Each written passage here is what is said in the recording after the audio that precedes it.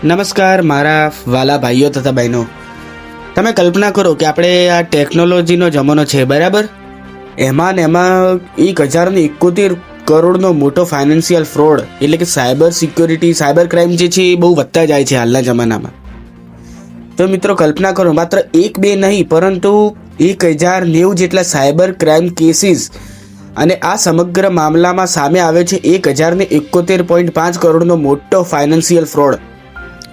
સૌથી ચોંકાવનારી વાત એ છે કે આ મામલામાં ગુજરાત CIDએ આસામમાંથી માત્ર 25 વર્ષના એક યુવકની ધરપકડ કરી. તો આ બધું કરવા પાછળ એક 25 વર્ષનો છોકરો હતો. બોલો મિત્રો, આખરે આ 25 વર્ષના યુવક પર શું આરોપ છે? આટલા બધા સાયબર ક્રાઇમ કેસીસ સાથે એનો સંબંધ કેવી રીતે સામે આવ્યો?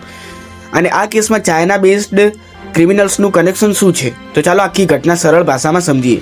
તો મિત્રો, આજના સામે આવેલા અહેવાલ મુજબ ગુજરાત CID એટલે કે સાયબર સેલ દ્વારા આસામમાંથી 25 વર્ષના એક આરોપીની ધરપકડ કરવામાં આવી. તપાસ એજન્સીના આરોપ મુજબ આ વ્યક્તિ દેશભરમાં 1090 જેટલા સાયબર ક્રાઇમ કેસીસમાં સાથે જોડાયેલો હતો. આ કેસોમાં કુલ મળીને 1071.5 કરોડ જેટલી રકમનો એણે ફ્રોડ કર્યો. મિત્રો બોલો, હવે સવાલ એ છે કે આટલી મોટી રકમનું સાયબર ફ્રોડ કેવી રીતે કરવામાં આવ્યું? તો તપાસમાં સામે આવેલી માહિતી મુજબ આ નેટવર્કમાં સાયબર ફ્રોડમાંથી મળેલા પૈસા અલગ અલગ બેંક એકાઉન્ટ મારફતે ફેરવવામાં આવતા હતા.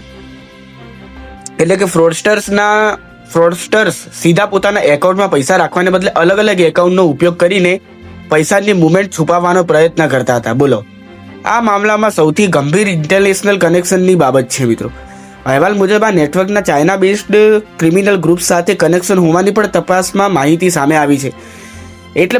એટલે આ માત્ર એક વ્યક્તિનો સામાન્ય ઓનલાઈન ફ્રોડનો મામલો નથી, પરંતુ તેના પાછળ મોટું સાયબર ક્રાઇમ નેટવર્ક હોવાની આશંકા તપાસ એજન્સી દ્વારા કરવામાં આવી છે. મિત્રો, આજકાલ સાયબર ફ્રોડના ઘણા બધા નવા પ્રકારો સામે આવી રહ્યા છે. ક્યારેક લોકોને ક્યારેક લોકો બેંક ઓફિસર બનીને ફોન કરે છે, ક્યારેક પોલીસ અથવા CBIના નામે ડરાવે છે, તો ક્યારેક મિત્રો ડિજિટલ અરેસ્ટના નામે લોકો પાસેથી લાખો રૂપિયા પડાવી લે છે. અને સૌથી મહત્વની વાત, આવા ફ્રોડમાં સામાન્ય રીતે લોકો ઝડપથી નિર્ણય લેવા માટે પ્રેશર કરવામાં આવે છે. તમારું એકાઉન્ટ બંધ થઈ જશે, તમારા નામે કેસ છે, તમારી સામે અરેસ્ટ વોરંટ છે, અથવા OTP કહો, વેરિફિકેશન કરવું છે, આવી વાતો કરીને લોકોને ડરાવવામાં આવે. મિત્રો, એટલે જો તમને કોઈ આવો ફોન આવે તો ગભરાવાનું નહીં. કોઈ પણ અજાણ્યા વ્યક્તિને OTP, UPI pin, ATM pin, password અથવા બેંક ડિટેલ્સ ક્યારેય આપશો નહીં. મિત્રો, અને કોઈ વ્યક્તિ પોલીસ, બેંક, ગવર્મેન્ટ ડિપાર્ટમેન્ટ કે ઇન્વેસ્ટિગેશન એજન્સીમાંથી હોવાનો દાવો કરે તો તેનો તરત જ વિશ્વાસ ન કરવો. સત્તાવાર નંબર અથવા સત્તાવાર વેબસાઇટ પરથી માહિતી વેરીફાઈ કરવી એ ખૂબ જ જરૂરી છે. તો હવે મિત્રો પાછા આવીએ કે 1071.5 કરોડના કેસ ઉપર. ગુજરાત CIDની કાર્યવાહી બાદ આ સમગ્ર સાયબર ક્રાઇમ નેટવર્ક અંગે તપાસ આગળ વધી રહી છે. તપાસમાં આ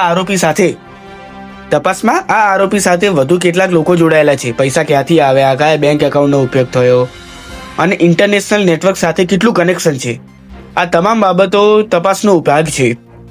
અહીં એક વાત ખાસ ધ્યાનમાં રાખજો, આરોપીની ધરપકડ થઈ છે, પરંતુ માત્ર આરોપ લાગ્યો હોવાનો અર્થ એ જ નથી કે વ્યક્તિ કોર્ટ દ્વારા સાબિત થઈ ગઈ છે.